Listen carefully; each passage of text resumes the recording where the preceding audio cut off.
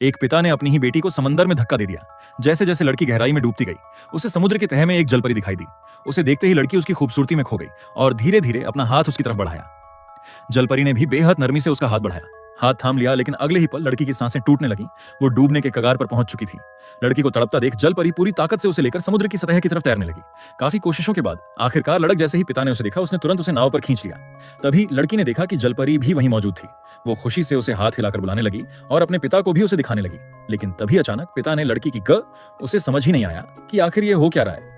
लड़की भी अपने पिता की हरकत देखकर सन्न न थी। अचानक जलपरी की आंखों से आंसू बहन थी और वो आंसू मोतियों में बदल गए। ये देखकर पिता की आंखों में लालच और बढ़ गया। अब वो चाहता था कि जलपरी और ज्यादा रोए ताकि उसे और मोती मिल सके। उसी पल लड़की को सारा सच समझ आ गया। उसके पिता ने उसे सिर्फ एक मोहरा बनाया था ताकि जल से मोती हासिल कर सके। मौका मिलते ही लड़की ने जोर से अपने पिता के हाथ पर काट लिया। दर्द से तड़पकर पिता ने तुरंत उसे छोड़ दिया। उसका खून समुद्र में गिरा और गहराइयों में छिपे खतरनाक जीवों को अपनी तरफ खींच लाया। घबराकर पिता, लेकिन तभी लड़की की नजर दूर उठती। एक विशाल सुनामी पर पड़ी जो तेजी से उनकी तरफ पड़ रही थी। वो अपने पिता को चेतावनी देना चाहती थी, लेकिन तब तक बहुत देर हो चुकी थी। अगले ही पल सुनामी ने दोनों को निगल लिया। दोनों लड़की ने तुरंत उसका हाथ पकड़ने की कोशिश की, लेकिन तभी किसी अनजान चीज ने उसे रोक लिया। बिना एक पल गंवाई लड़की वापस समुद्र में कूद गई ताकि अपने पिता को बचा सके। उसी समय शार्क तेजी से उसकी तरफ बढ़ने लगी, मानो अपनी आंखें खोली। वो अब भी जिंदा थी। जलपरी ने उसकी जान बचा ली थी, लेकिन खुद पूरी तरह थक चुकी थी।